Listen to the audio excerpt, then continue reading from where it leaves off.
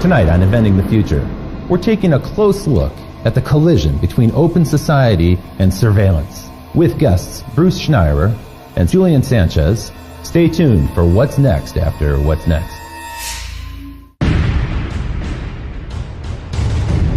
100,000 BC, stone tools. 4,000 BC, the wheel. 9th century AD, gunpowder. 19th century, Eureka, the light bulb. 20th century, the automobile, television, nuclear weapons.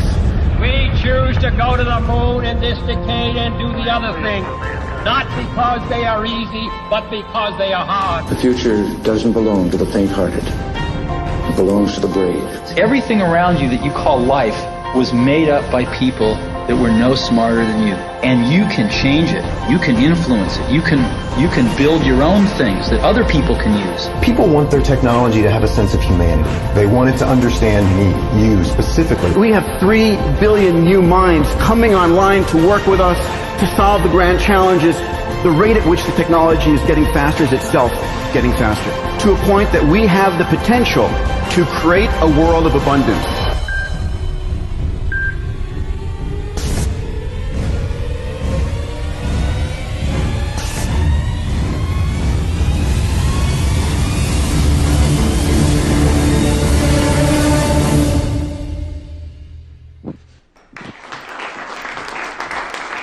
Thank you. Thank you. Well, I'm happy to be back here tonight with Inventing the Future. You know, tonight's show is a little bit different than our usual show. Usually I come out and I talk about technologies that get me really excited, things that are coming in the future that I think hold great promise. Tonight it's going to be a rather different perspective, because it turns out that the digital technologies that so delight us and brought us so much abundance in terms of information and new ways to communicate, new ways to share ideas, well, those technologies also have a dark side to them. And we're going to take a look at that tonight. It turns out that these technologies that are in use around us right now, for instance, you're probably familiar with the idea of a hacker who might be going after your password to your social network account, or maybe your credit card information, or something like that. But it turns out that they have a convention in Las Vegas, yes, just like any organization, the Black Hat Conference. And in 2011, just a couple years ago, one of these hackers presented a paper where he proved that he can actually wirelessly hack into an insulin pump or a heart meter and actually hack it from a distance. In a way, he could send a jolt to that person and commit the perfect crime by killing him in a way that would be totally undetectable. That's a scary thought, and some of the manufacturers are already working on cloaking technologies to prevent that from happening. Just last week, the National Intelligence Estimate was published, and this is a document that details how China has a massive sustained campaign underway right now to hack into multinational corporations. And as it turns out, more than 50 corporations are under almost constant assault in this way. More than 50 corporations per week are hacked into at an average of almost 2 times a week. Their internet defenses are successfully penetrated. So this is a real present threat that's happening. And it's not just the overseas threats that are happening. This technology is starting to pervade our life. It's becoming actually scarily commonplace.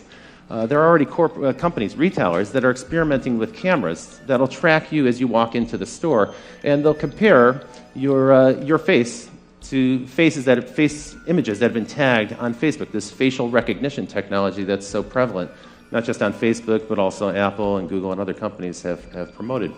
And that's not all. Some companies are starting to use this in a way that I feel is almost unfair, where in a job interview situation, a corporation may demand that you relinquish your Facebook credentials or your Twitter account so that they can get a better understanding of your habits and how you communicate and who you're connected to. And that's a little bit Orwellian, I think. And perhaps most creepy of all, just this last week, Raytheon, a major defense contractor, announced a new program called Riot. It's the Rapid Information Overlay technology. What this allows them to do is assess in massive scale people's behavior in social networks so that they can predict future behavior. And this starts to take on a kind of creepy sci-fi theme. Now, some people feel that privacy's over. Just a decade ago, the CEO of Sun Microsystems, Scott McNealy, said this. He said, "You have zero privacy anyway, so folks, get over it." That's the world that he envisioned. We want to hear from you. We'd like to know what you think about this issue. And you can certainly use the hashtag ITF to let us know. I noticed that some people before the show have already started to send in questions on Facebook. And on live stream, you can chat in and offer your questions and comments as well. After tonight's show, we're going to stick around a little while for some live Q&A with the audience about this. But first, what I want to do is introduce our experts. We have two fantastic guests for you tonight. And first, let's bring on stage one of the most renowned security experts in the world, Bruce Schneirer. Bruce, welcome to the show. Thanks for joining us. So, you are well known as a kind of a pundit about security and the issues that we're going to talk about tonight. And your services are also in high demand with organizations all over the world. What people might not know is that you have a fantastic newsletter they can sign up for. It's where I learn about these issues, and I've been following it for quite a while. And Bruce also recently published this book, Liars and Outliers. Tell me a little bit about this book. Is this on this topic, or? Well, it is in sort of a meta way. What I'm looking at is the notion of why security exists, and I'm looking at trust.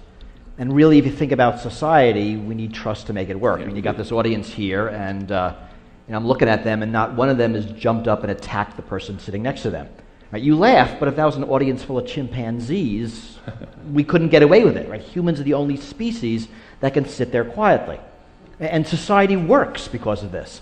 And there's a whole bunch of reasons, right? One of them might want to mug the other person or, steal my iPad back in the dressing room. But they don't for a whole bunch of reasons. Right? There's a lot of security there. And we have sort of a social construct that keeps us all looking out for each other. It's social, legal. There's a lot of things going on there. So the nature of society requires some measure of trust to function. But in some respect, this might be getting undermined. For instance, this topic of hackers, it keeps coming up. People are very familiar with it. But from what I've read, you think it's kind of an overblown idea. Sometimes it's overhyped. Well, we do tend to overhype the criminal threats. And, it's really what makes headlines, what sells newspapers. We like to hype the attacks from China, cyber terrorism, cyber war. Basic cyber crime, stealing money, I think, is underreported. Okay, a lot more happens. Some people doesn't make the said news. that accounts for almost 2/3 of all crime is now internet crime. I don't know if that number is accurate, but I've heard that. Yeah, it's really hard to count. It's hard to measure. That's but right. There's certainly a lot of it. So we can't dismiss it. It's a real thing. But tonight we're going to cover a number of threats. I thought we'd start, though, with a funny idea here. So a hacker in Montana hacked into a local TV station, and he got into the emergency alert system there. And he sent out the message that the zombies are attacking right now. So sometimes it's malicious hacking, sometimes it's just for fun. It's like a prank, and we've seen many examples of that. One thing you might not know is the prevalence of this, how often this is happening. So for the audience, you might wonder what these four things have in question here in the picture on the screen. The New York Times, Twitter, the Bush family, and the U.S. Federal Reserve. Well, the answer is that last week, these guys were all subject to massive hacking intrusions. And so it's a wide range of targets. And this is going on so frequently. We hear about it so frequently, we kind of get numb to it. And it's interesting. It's a different people in each case. Right. We believe New York Times was Chinese. The Bush family was, I think, politically motivated. Federal Reserve was the anonymous group, so was some kind of political statement. Twitter, I don't know. Let's pretend it was a criminal. Right? You've got an array of different threats here. So the paranoia is justified a little bit when we hear about the hackers, but let's turn to another subject, which is these Chinese intrusions, because we heard so much, coming out of Davos, we heard so many companies grumble, complain, and in some ways they were a little bit ashamed to admit that they have this problem, kind of a growing problem, that they're being hacked constantly. And it seems to be true. I mean, everyone's pretty much hacked constantly all the time. There's a lot of hacking coming out of China, largely politically motivated. The attack against the New York Times, the attackers were looking for names of informants, right? A very political thing, presumably for government reprisal. We don't know if the attacks were done by the government, they were done by independent people working within China with nationalistic so we use ideals. the word China. We don't know. It sounds like it's the government. There's no way to prove that allegation. It actually is no way to prove it's China. One of the problems we have is you don't know where attacks are coming from. You can't trace an attack backwards. Often when we know from other channels. One of the things that's most chilling about that New York Times hack is that more than 50 computers were actually penetrated, and they stole all the passwords, which means that it's probably likely that some of those computers have a Trojan horse in them somewhere, or a back door that's been opened up where they can come back in any time. It's hard to tell. If you read the reports, and it turns out everyone gets hacked, but if you hack the New York Times, you end up with a 2,400-word newspaper article about it. So we know a lot about this. Okay. They say they caught it early. They let it go on for a couple of months to track exactly what was happening. They knew where all the back doors were, and they closed them. Were they perfect? We have no idea. They think they were, and they look like they did a good job. We don't know, but that certainly is a problem. The Wall Street Journal admitted they were hacked as well. And if it's the New York Times and Wall Street Journal, you know there are going to be others. Yeah, that's true. Some that might not have even realized it. And some companies couldn't really reveal that information. A newspaper can because that's news for them. Well, but it's also embarrassing. In a lot of cases, if you're a bank, if you're a big company, you admit this, your stock price might go down, you might lose customers. That's right. So yeah, customers worry, how safe is my data, how much can I rely on this partner? Now, some people characterize this as cyber warfare, and I've actually read where people say, we have a massive cyber war that's underway right now, and it's the US versus China, but other countries are involved as well. Iran, sometimes they mention Israel or France. How serious do you think this cyber war concept is? I think a cyber war is largely rhetoric. I mean, it's not war. We know what war looks like. Right. I mean, this is espionage. Yeah. It's not a military action that involves guns and bombs and people dying. The cyber war rhetoric, I actually think, is largely put in place in the U.S. by government and corporations that are profiting from it. Right? The U.S. Cyber Command announced last month that they're expanding from 900 people to about 5,000 people. Oh, so if we bang the drum of war, we can kind of stir up people and get support for a massive expansion. Because you think about it, we're really weird with war. We love to use the word war when there's no war. War on terror, war on crime, war on drugs. We love rhetorical wars. We hate using the word war when there's an actual war. We'll say anything else other than war. That's right. And this is confusing. So metaphorical war is accepted, it's politically acceptable. But what's going on here has kind of aspects of both. So the war on drugs is clearly not a war. Right. These cyber attacks, well, there's some kind of stuff going on that involves militaries. And it involves nations in some respect, and they're spooks, so in a way it is kind of a war, but it's like a shadow war. I mean, my fear is that we're in the early years of a cyber war arms race. That there's a lot, and not just China, the U.S. too, NATO, other countries, we're pouring a lot of money into cyber attack, cyber defense. It's a huge growth industry. That's true. And if you think about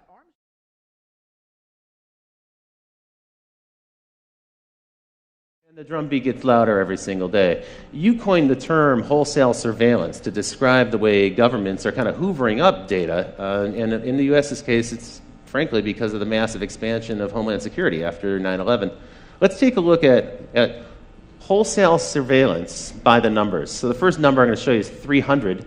This is the number of times a citizen of the United Kingdom is videotaped on average every single day as they pass through the UK. There are about 5 million CCTV cameras in the UK. It's the most heavily surveyed country in the world. 1/3. This number represents the percentage of U.S. Air Force craft that are autonomous drones. Most people are unaware that we have 7,500 drone aircraft in the U.S. Air Force right now, and that number is increasing rapidly. And by the way, the Air Force isn't the only government branch that has drone aircraft. We'll get into drones a bit more. But the number that struck me was 40. 40 is the number of attacks every single day by drones in Afghanistan. I was unaware of this until I started to put together the research for this show. So last year, on average, every day there were 40 drone attacks in Afghanistan. 76, this is the number of nations that are rapidly scrambling to get their own drone Air Force fleet. So soon the United States won't be the only country that has drone aircraft, and they're seeking to either develop the technology themselves or acquire it on the market. Now this big number, 878,000, that's a number of hours of audio that have been recorded in 2012 by the FBI in surveillance here in the United States. And this number is staggering 29 million electronic files that were gathered by the FBI last year in surveillance in the United States. So this is, in some respect, these numbers reflect the massive expansion of electronic surveillance that's happening right now. And to help us talk about this, let me introduce our next guest, who comes to us from Washington, D.C. Folks, it's Julian Sanchez from the Cato Institute. Hi, welcome to the show. Thanks for joining us. So Julian, you actually have been covering these topics on the web as part of your responsibility at the Cato Institute, but also as a journalist for some time. You're an expert in the subject of privacy and law and this electronic surveillance. As far as anyone can be. Okay, well, that's a rapidly evolving topic. One of the things we talked about earlier today, and we're getting ready, was the expansion really began after 9/11. We had kind of a state of emergency. And my observation is it's a permanent state of emergency. It doesn't seem like there's any end in sight. Well, that's right. It's not a conventional war where you beat the enemy and then they're gone. It's a war, in a sense, on a concept terror. And as long as there are angry young men somewhere who hate the United States, there'll be a justification for that threat. That's right. As long as we keep lobbing in Predator drones with Tomahawk missiles, we'll probably create a whole new generation of terrorists who wish to... We don't seem to be running out. Yeah, that's right. Now, tell me a little bit about Homeland Security, which really it's a relatively new thing, but that's been the locus of this big government expansion. And what they really did was they combined a whole bunch of different government departments together under one mandate. Tell me a little bit about the growth of that and then some of the other organizations. Well, that's one part of it. The DHS gets a lot of attention. They're perhaps the most visible in the form of TSA, the people who are groping you as you get on a plane. It's really, though, I think, not the biggest expansion of the surveillance state since 9/11. The problem is that a lot of this stuff happens below the surface. It's hard to get numbers, frankly, about a lot of the activity that's going on. Ron Wyden, senator from Oregon, has been trying to get data from the National Security Agency about how many Americans they've got in their database, and they essentially refuse to provide even an estimate. They say they can't even provide a ballpark guess as to how many Americans are sitting in their database, and that's a database that is enormous because they're actually required them to build a multi-yottabyte data center in Utah to store the products of the 1.7 billion communications they're intercepting every day. A yottabyte, by the way, is about a quadrillion gigabytes. They don't actually have a higher unit than that. That's crazy. So one thing that's happening, we talked about this earlier, is that the price of storage has dropped so much that we can now do something that's totally unprecedented, which is store everything. Right. So in the past, if you were going to do surveillance or wiretapping, you had to be kind of selective about it because there wasn't a way to record it easily. But now they can, and they can also do analysis later, after the fact, to find out if there was any evidence of a crime or even a pattern that might suggest illegal behavior. Well, but this fundamentally changes how surveillance works. Yeah. Right? We're used to how we see it on television, follow that car, Yeah. right? That's surveillance. That's right. But now it's follow every car. And actually, it's follow every car all the time, and we can follow that car 6 months ago because we've saved the data. Right. So surveillance changes. And it's, in a lot of ways, it's not because of malice. Computers produce data.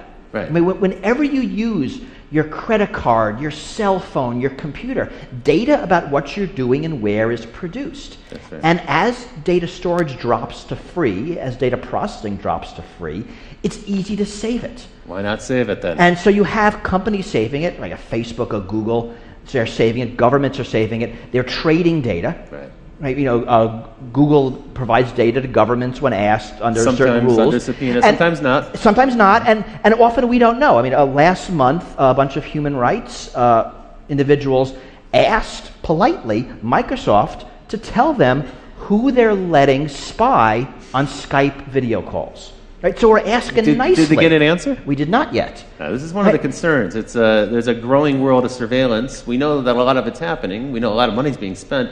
We don't know where, and we don't know what they're recording. And we often have no choice. I mean, I like to think, I don't like to think this, but it's sort of true that Google knows more about my interests than my wife does. Yeah. That's a little freaky. And they're able to predict better what you might do next because of the pattern. They can match your pattern against another cohort. And I've kind of never even met Google, let alone gone out of it. Here's a question from Twitter, and the question is, Minority Report, how long until we can predict when people will commit crimes? So how soon do you see that coming in the future? Well, I mean, what are we asking? How long before we can predict? Probably never. I mean, I don't think those are things we can predict. How long before we're going to start using the ability that we think we can predict? Well, we're doing it today. That's true. That's what the Raytheon Riot program That's what the no-fly list is. That's true. We predict that you are so dangerous that you're not allowed to fly for any reason, yet so innocent we can't arrest you. It's kind of a weird mixed bag of people. So those things are coming, and I think they're going to become more and more. I think as technology gets more dangerous, as the things a bad guy can do increase, I mean, think about bioprinters, Think about homemade. I mean, all the things we're scared of, homemade nuclear weapons. Some of the topics we've covered on the show. As those things get scarier, the desire to stop someone before the fact. I mean, the only normal crime prevention is after the fact. Right? I'm going to let you murder somebody, the crime's gonna happen, and I'm just going to arrest you after the fact. Right. That only works if I can live with the murder rate. Right. But that's not going to work if you're able to print a pathogen that drops a species. So there will be an incredible push for this before the fact. Preemptive strike. Right, which is the minority report type of future. It's going to be lousy. It's not going to work, but people are going to want it. Arguably, that's what's going on in Yemen today, right? So we now, last week... Signature strikes. Exactly. NBC released this, this purloined document from the attorneys that basically gives Obama a permission slip to go ahead and assassinate American citizens off U.S. soil using a robot in the sky. Okay, so that occurred. What are they actually aiming for? They're not going for people who are in the process of conducting some sort of terrorist incident or building a bomb or something.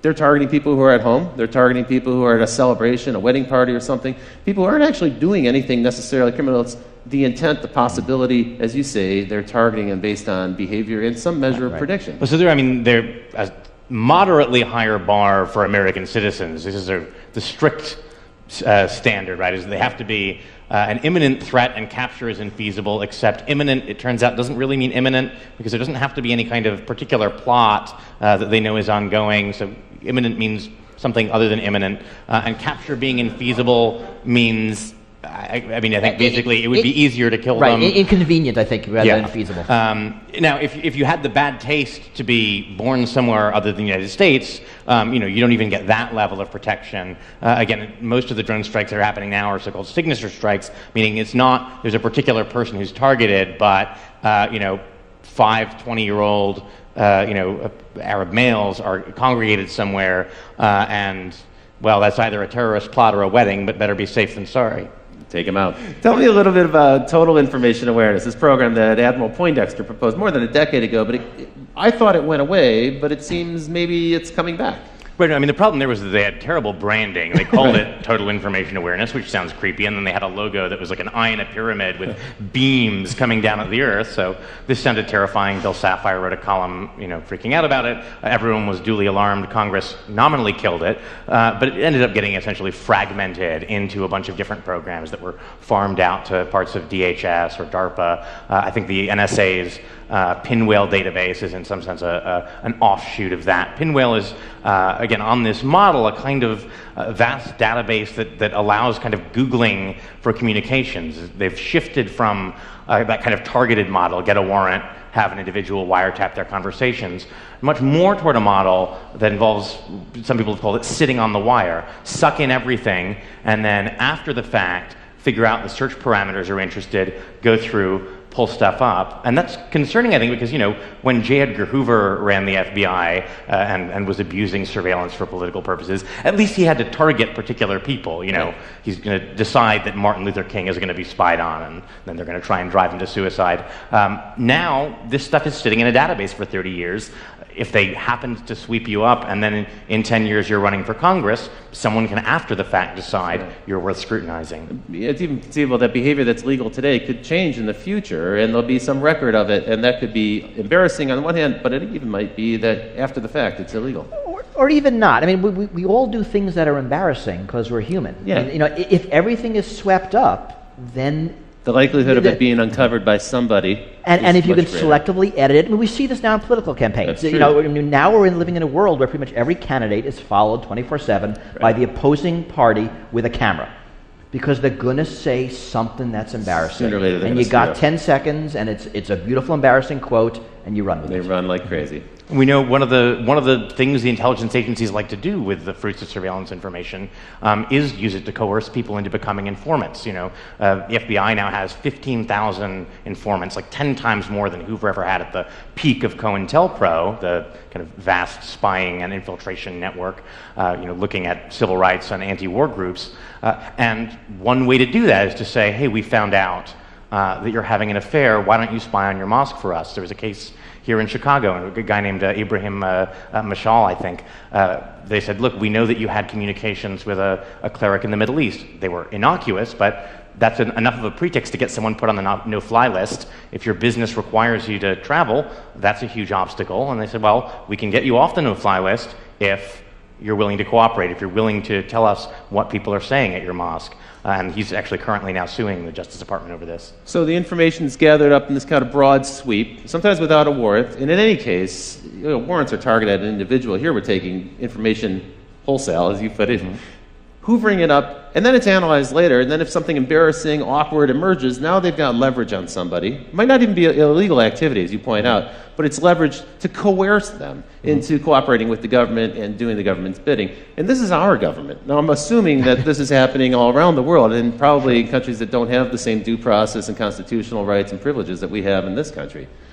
And I mean, it's certainly true, and we know that U.S. technology is being exported to totalitarian regimes for varied purposes. Government of Syria, government of Egypt, government of Iran. We know those technologies are being used to identify people who are blogging, who are tweeting, anti-government. That's right. After the Arab Spring, it's almost a certain bet that every authoritarian government now has a system in place to track those people who are outspoken, bloggers, tweeters, and so forth. Now, Bruce, I put this picture in for you. So why don't we go to this picture full, Ken, if we can show this to the audience. It says, premises protected by a false sense of security. You coined the term security theater. And tell me a little bit about that, because this is how most Americans experience the federal government most frequently now. Is as we go through an airport, we get an encounter with a federal official, right? I mean, it's actually amazing that for most of us, the way we interact with national security is the TSA at airports. Yeah. So security theater is security that looks good but doesn't do anything. So a great example is, I don't know if people remember, right after 9/11, if you were flying, you saw National Guard troops at airports. They were just after security checkpoints. They were on a rubber mat. They had uniforms, carrying a big gun. They were like 20. I mean, they were kids. Those guns had no bullets. Because, I mean, right, they were kids. They wouldn't want to, this would be dangerous. That's right, security theater.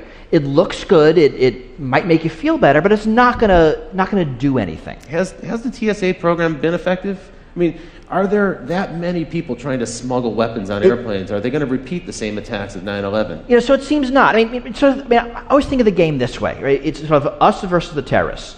So we screen for guns and bombs, and the terrorists use box cutters. We take away box cutters, they put a bomb in their shoes. We screen shoes, they use liquids. We limit liquids, they put a bomb in their underwear. We have full body scanners. They're going to do something else, right? This is actually a dumb game. It is a dumb game. Right? It's like shutting the gate after the horse is gone. I mean, so the smart game is you pick your attack, I pick my defense, and we see who wins.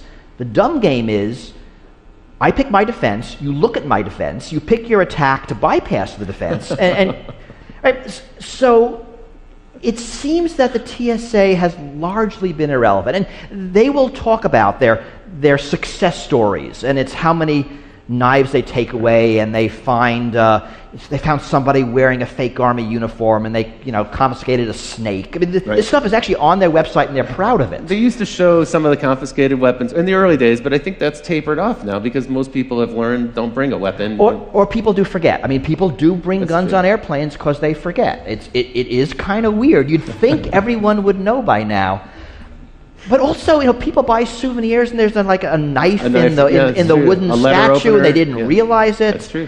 Snow globes are now legal again. I mean, you couldn't bring snow globes on airplanes. We're not actually sure why, but now they're okay.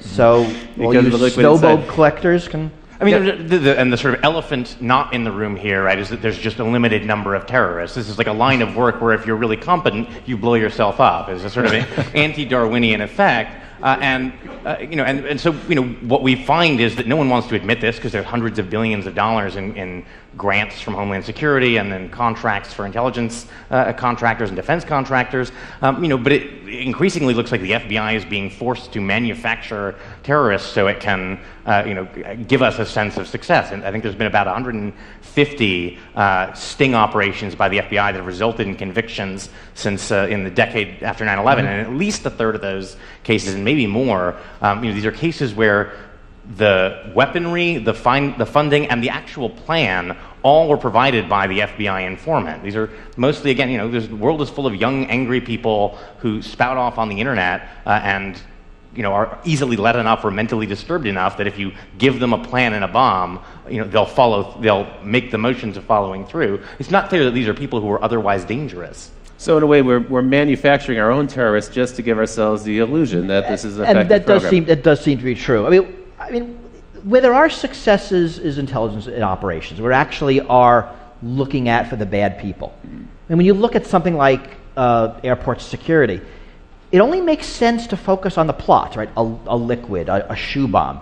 If plots are few and targets are few, right? If all we do by spending billions on shoe scanning is to force the terrorists to make a minor change in their tactic, right? We're wasting our money. Yeah, and we're wasting everybody's time. And that's fundamentally the problem. Right. And it's inefficient on a massive scale.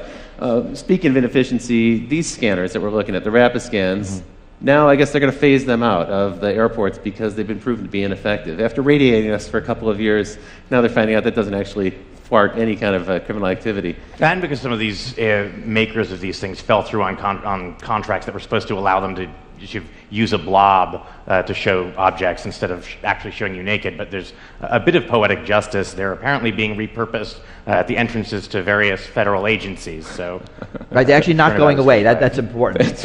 And all the full body scanners aren't going away. There are several technologies. Yeah. And the millimeter wave is staying, so holding your hands up and being scanned is not going away.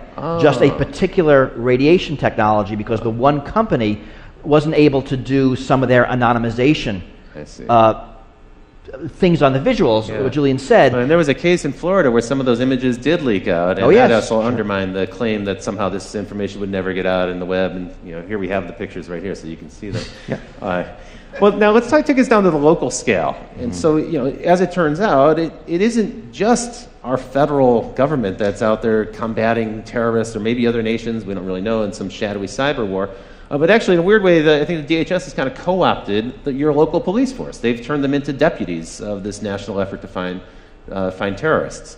Talk a little bit about the spread of Homeland Security dollars to local police forces. Well, so I think we'll maybe get to fusion centers in more detail later, but there's lots of federal money out there. If you say you want to run a counterterror program, you may not have terrorists, but that's no reason to turn down the money. Right. So we find fusion centers, for example, something like $250 billion in grants that went out, supposedly for counterterror. A 2-year Senate investigation found that they never actually produced a single shred of actionable, useful intelligence about terrorism. It did end up buying a lot of Range Rovers for local sheriff's departments, plasma TVs so that they could display the Fusion Center calendar and watch cable news in San Diego. DHS has given out, I think, $50 million in grants for local police departments to photograph license plates. To your point earlier, in a wholesale level, not going after an individual car or doing it as they drive by on patrol, but they're setting up cameras now in different locations. I know in San Diego they're doing this on a massive scale. They're just routinely photographing the license plate of every car on the freeway that goes by. There's a lot of technology. It's license plates. It's all the CCTV cameras. You produce the UK number, we know better. There's cameras everywhere in the United States also. That's right. A lot of cities have them in intersections where they're automatically scooping up camera license plates. Again, that's being saved. The money's being used for other surveillance, for cell phone surveillance, for just collecting up lots of data. And we'll get into cell phones in a minute. But because it's data, it sloshes around. I mean, this is the fundamental problem. It doesn't matter who collects it. Once it's in the system, it goes into a fusion center, it goes into the NSA's computers, it goes into some marketing computer, and the data stays. And it's very hard to get rid of it. And now it's being used for all sorts of purposes. And we have no control over it, or really even any visibility into what data is collected. We don't know how it's being used or who's using it. We also don't know when it's going to come back to haunt us, because it may turn out a few years later something that you did was of interest to them, and they may have been tracking you for quite some time. You're probably taping this show. I'm sure we are. So there are billions at stake, and it's a rapidly growing business. We know now that the surveillance business itself, just that segment of it, is now something like a $5 billion business outside of government to private corporations. I thought it might be nice to take a look at the snooper market, take a look at all the devices, some of the devices that are on sale. For instance, the Watchhound, which allows police forces to listen to cell phone conversations the same way you might if you were using, say, a radio band scanner. So you can actually tune in to the cell phone conversations. You probably didn't think that people could hear you when you're talking on your cell phone. In fact, that's widely available. These are widely in use. The Stingray. Stingray, this is an interesting device. It can be mounted in a van, in a police van, and driven around a neighborhood. And if they're trying to find a particular individual, even if that individual is not using his cell phone, what it does, the Stingray pretends to be a cell phone tower, and so it'll find that phone, connect with it, and then they can drive a few more blocks and eventually triangulate the location of that particular phone. So they can find you with your phone. In a weird way, your cell phone is like a little spy that's in your pocket, leaking out information about you.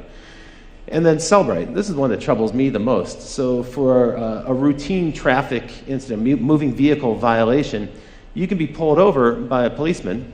And if you have your cell phone on your body, or if you're using it when they pull you over, then they have the right to take your cell phone, and they plug it into this thing, Cellbrite, and in just about 2 minutes it can download everything that's on your phone. Now think about that. That technology is actually accessing my whole life in my cell phone. You're with the Cato Institute. At this point, I need to disclose that the Cato Institute is known as a libertarian organization, a libertarian think tank.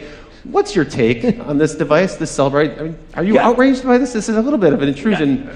I think it's the question, of course, is whether this is actually something that happens routinely. We don't know what a court would say about a situation like this, but certainly the setup is there. The Supreme Court has held that it's not just felonies that a police officer can arrest you for. It's any crime, including not having your seatbelt buckled or a traffic violation. It's up to their discretion whether to perform an arrest, and then once they've decided to arrest you, there's a Fourth Amendment exemption for search as incident to arrest. It's certainly not beyond the realm of possibility that they could decide that that is covered within the scope of a search incident to arrest, and effectively use a pretextual stop to gather a full record of your electronic life.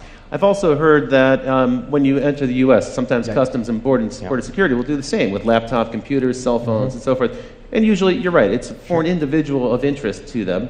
Not necessarily a suspect, but it might be someone we know of, documentary filmmakers and volunteers who work on organizations, even people affiliated with Aaron Swartz have been detained in this way and seen their electronics moved down. Well, and the privacy watchdog at DHS actually just issued a finding that suspicionless searches of laptops and other electronic devices basically should be allowed to continue. No reasonable suspicion of any kind is necessary. And they concluded, bizarrely, that there would be no civil liberties benefit to curtailing these searches at the border. And border search here is sort of a term of art. It's also their view that the sort of constitution-free zone extends for about 100 miles in from the border. And the Constitution-free zone. Not a phrase I'd heard before. Remember, this is all temporary. I mean, so what's the outrage here? That my phone has my email, my contacts, my calendar, my life. Potentially my credit card information could be stored. But think about what's really happening. I have a smartphone. It's probably that Google has my email, my calendar, my contacts. Right? It's just in a convenient cell phone shaped package for me to carry around with me. You're right. If the police wanted it, they could just go get it elsewhere. That's true. I mean, so data's moving around. One of the problems with these debates is we always focus on one thing. We focus on cameras, focus on cell phones, we focus on CCTV. Whereas the problem is everything put together. Right? It's not drones, it's drones with cameras. It's not drones with cameras. It's drones with cameras and face recognition, the ability to track between different drones and day-to-day, tie that back to databases so you can see in real time from a drone everybody's name and income level as they walk around town. This is a terrifying prospect. In a way, getting your data from the phone is super inefficient because, one, the person knows that you've done it, probably. They see you plugging their phone into something, and you have to only get one person at a time's data. What a drag.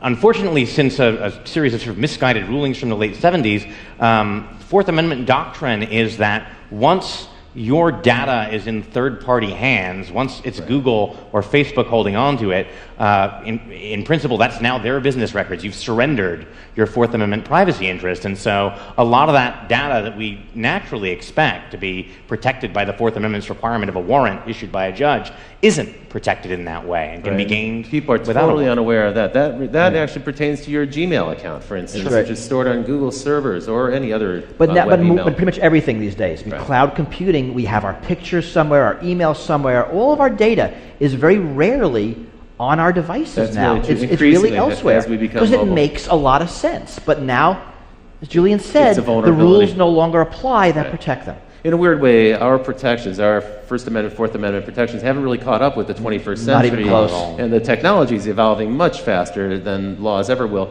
Let's bring it right back home here in Illinois. You were shooting the show here in Chicago, and you may be unaware that right here in Illinois, there are 91 organizations working on counterterrorism efforts. And what's interesting about that number of 91 is that more than 3/4 of them didn't exist before 9/11. So these are brand new organizations that are involved in some way or another in surveillance. That's why we call it Illinois, the land of surveillance. Welcome to this place.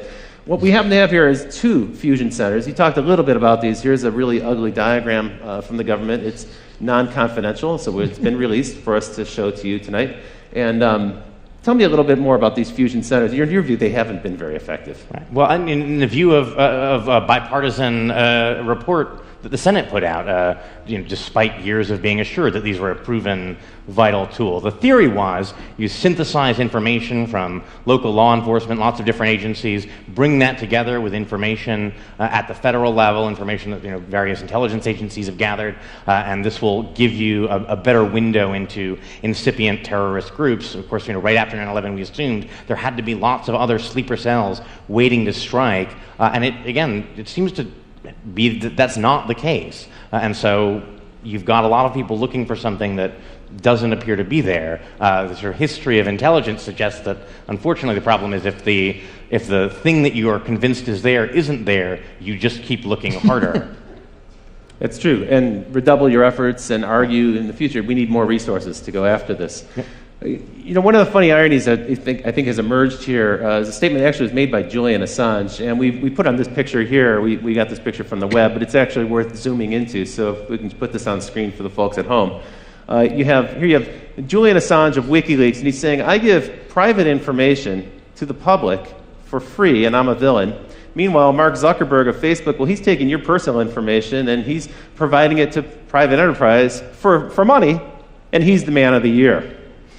Your take on this is slightly different, I think. You're not going to go with this parody 100%. Well, it's funnier than it is true. I mean, right. Just sort of for reasons of greed, basically. Zuckerberg wants to keep your information, so the corporations have to keep coming back to him to target their ads. You give out all that information, they don't need you. But these companies, and it's not just Facebook, it's also Google, it's also Apple, they're subject to literally thousands of subpoenas and these really creepy national security letters. Yeah.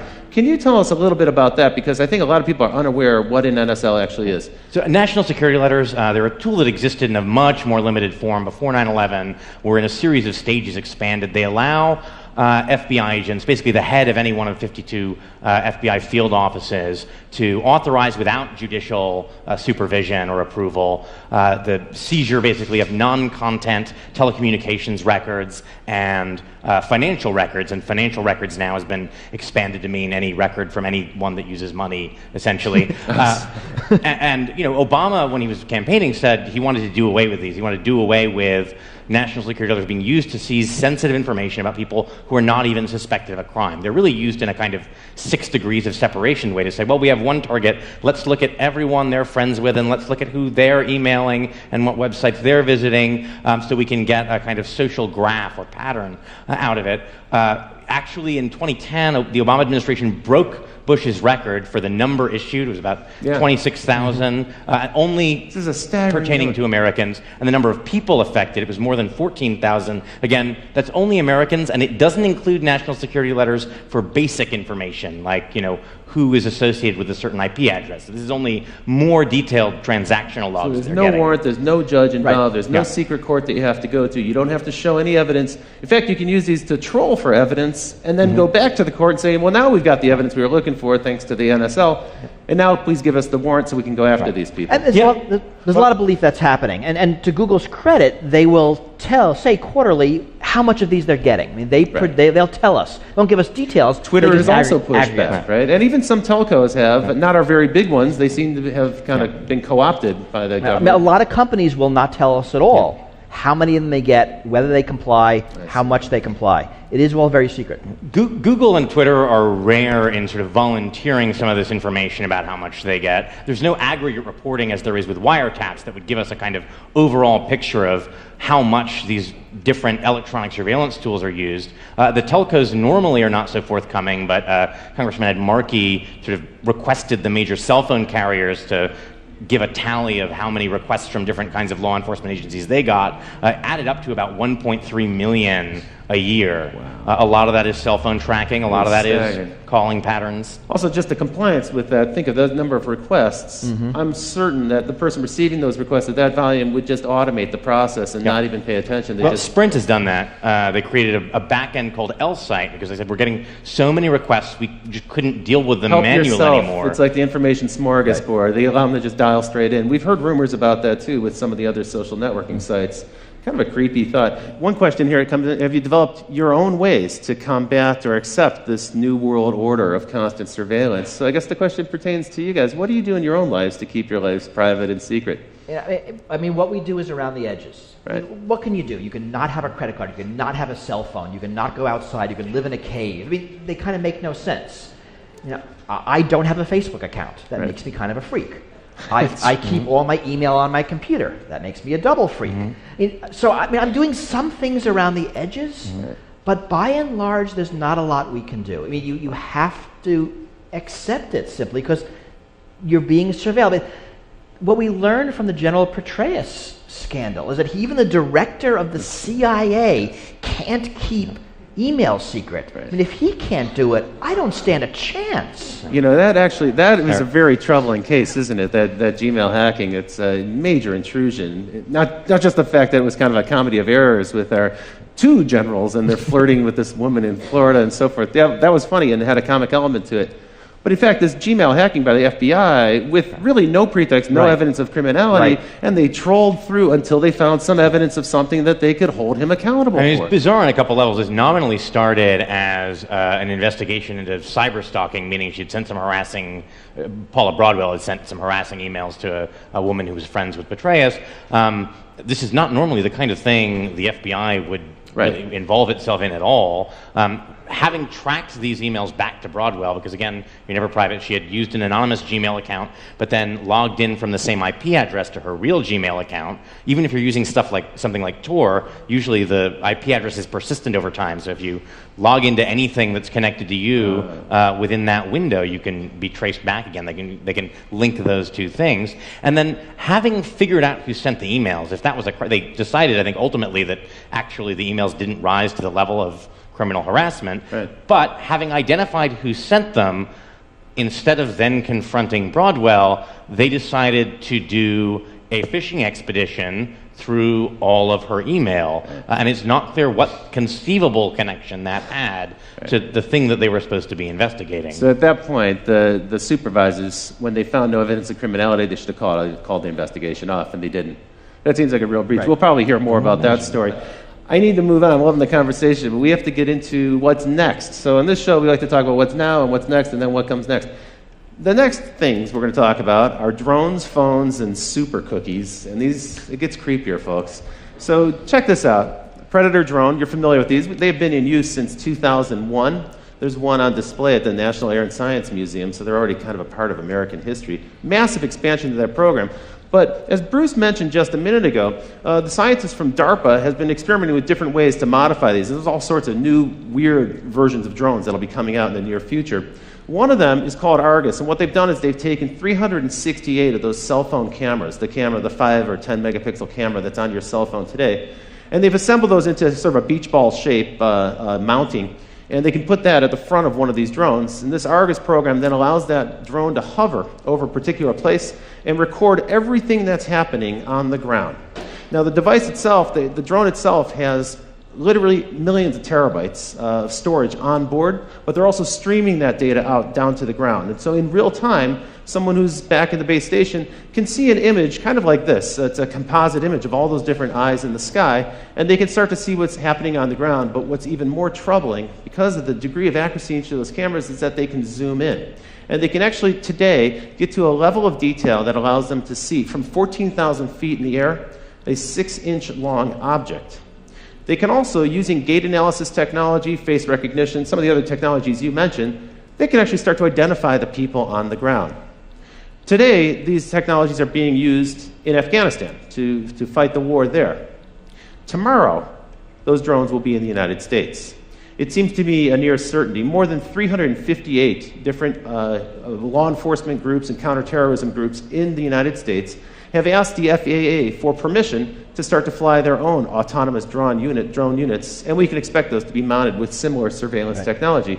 This is clearly coming. Now, when we chatted about this, you gave what was a really chilling prediction to me, which is that basically you're like, it's here, it's happening. Yeah, I mean, coming seems like an overstatement.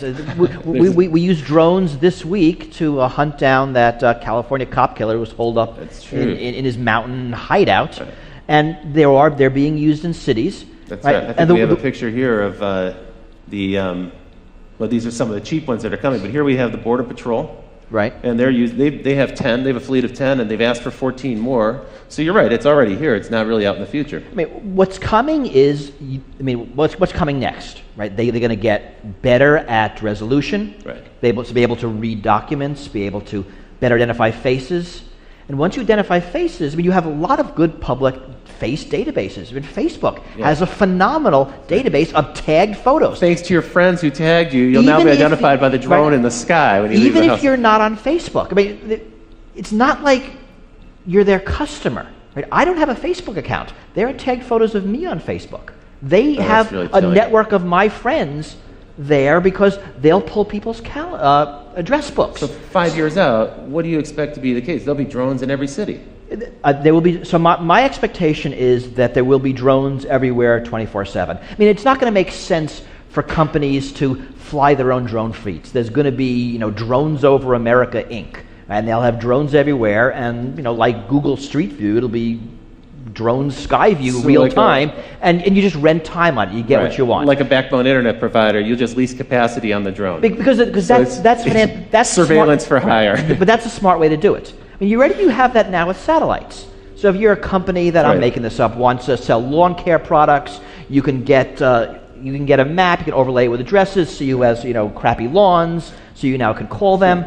So it's all the data being collected and overlaid with other data. So we can identify people, we can collect it, market it with databases, we can integrate it with cell phone data, which, as you mentioned, is location data, and also data about who you're interacting with. And now, whether you're a government or a corporation, you can collect people who aren't your customers, for everybody, a lot of data about them, which allows you to market to them.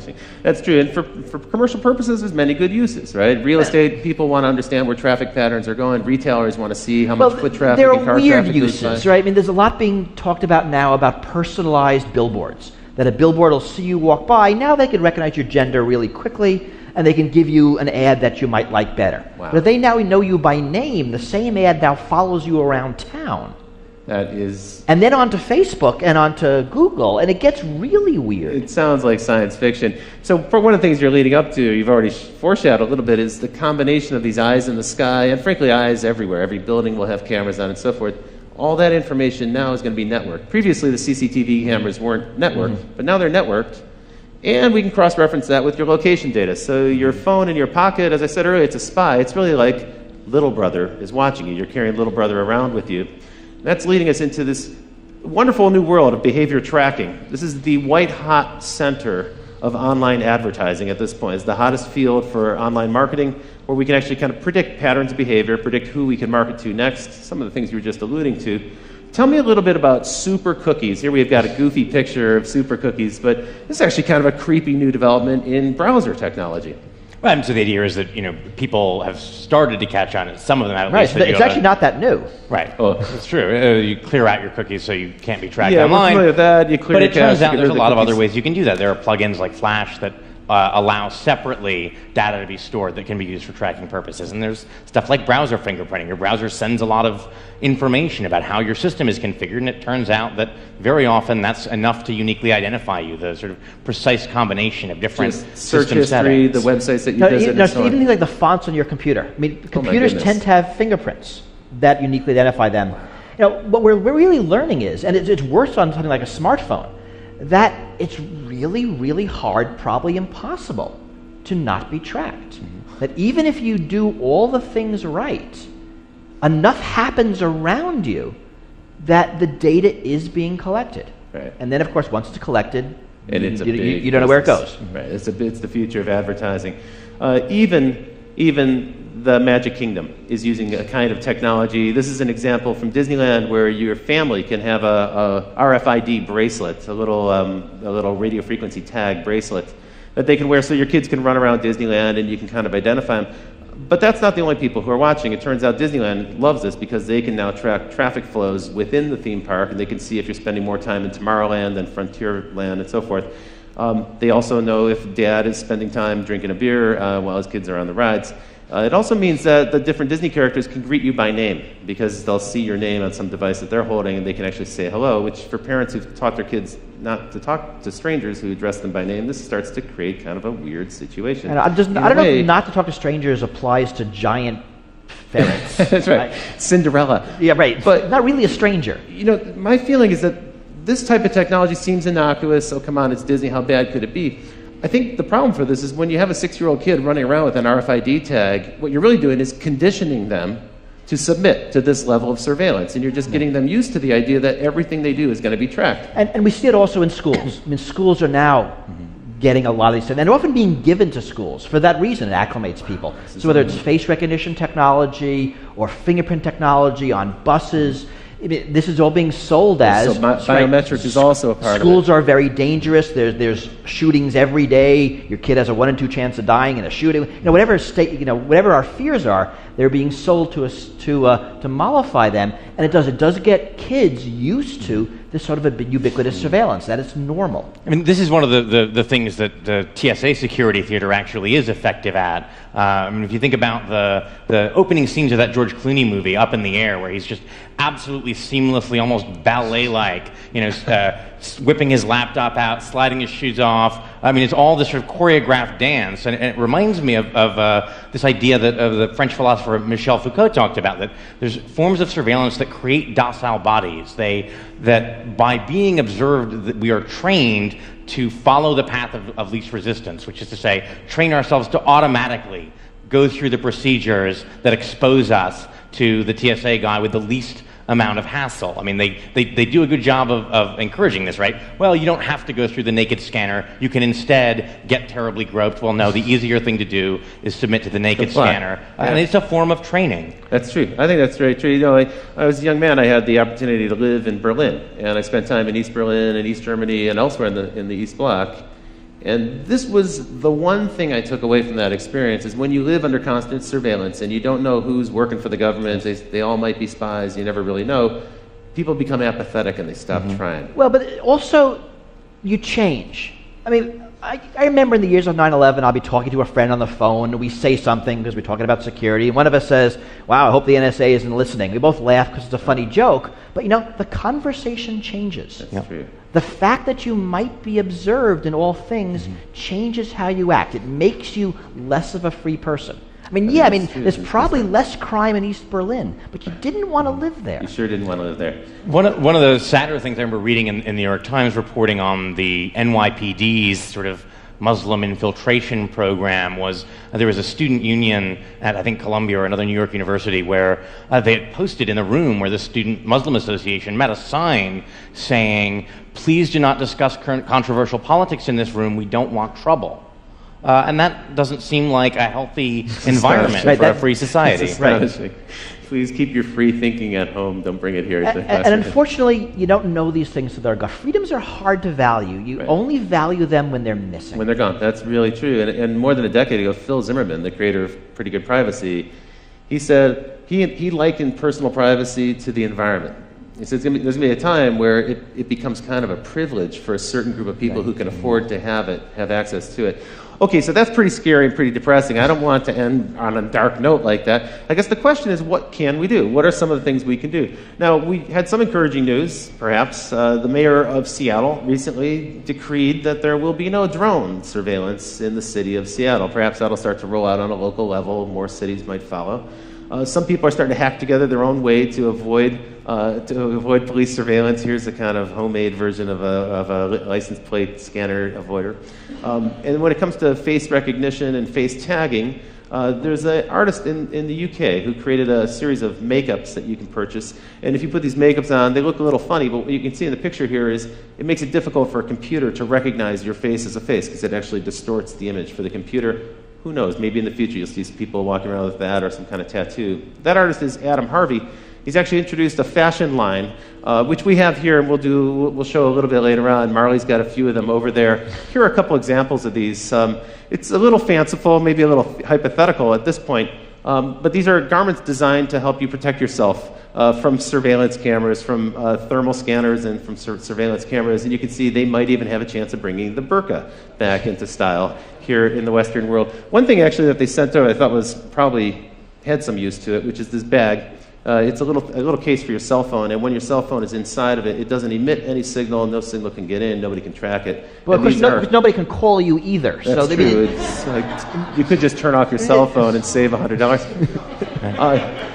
Tell me a little bit about this act. So this is an act that was proposed by Rand Paul of Texas, right? This is the Preserving Freedom from Unwarranted Surveillance Act. It's a big title, but actually kind of a neat principle. Yeah, I mean, the only possible member of Congress who I could ever say might go a little further than I actually would is Rand Paul. The idea here was to require a warrant, a full-blown Fourth Amendment probable cause warrant, anytime law enforcement or intelligence wants records about you from a third party like Google or Facebook. Not just the contents of communications. Federal law sometimes allows those to be gotten without a search warrant, although courts are increasingly saying the Fourth Amendment requires it. He wanted to say all records, your IP logs, your basic subscriber information, everything would require a full-blown warrant. That seems like a little much. I mean, they need something that they can get first so they can build the evidence they need to go to a judge for a warrant. But it's actually a very hard question where to draw those lines. What is sensitive information? Because even something like an IP address or email headers can reveal stuff about your political associations, which the Supreme Court has said is protected under certain circumstances. You can't force a controversial political organization like the NAACP to reveal who their members are to the government. That's a pretty tall order. But unfortunately, this bill died in committee, right? I mean, the bill and all of the technologies you talked about, if you think about it, they're really around the edges. When you think about what we can do, the unfortunate answer is kind of not much. And these things are happening. There's a drone lobby. There's now a big surveillance technology lobby. I think what we can do is what we're doing here. We need to talk about the issues. We need to make people aware of them, and we need to agitate. I mean, this is going to require real social and political change. We're not up for it now. The hope is that we will be eventually. I quite agree with you. Note that the Paul bill was one of several that got shot down as the FISA Amendments Act, which empowers the NSA, was reauthorized. A lot of this stuff was a lot milder. So a proposal that the NSA has to make an estimate of how many Americans are being swept into its database, shot down. A proposal that before, if they're doing foreign collection and they sweep up Americans and they want to search for a particular American, they need a search warrant for that, shot down.